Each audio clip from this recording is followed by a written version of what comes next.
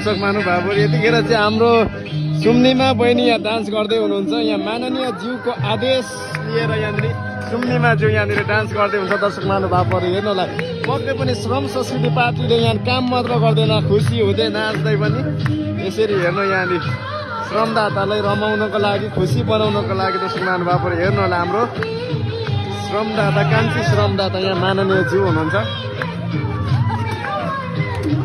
ल हेर्नु होला,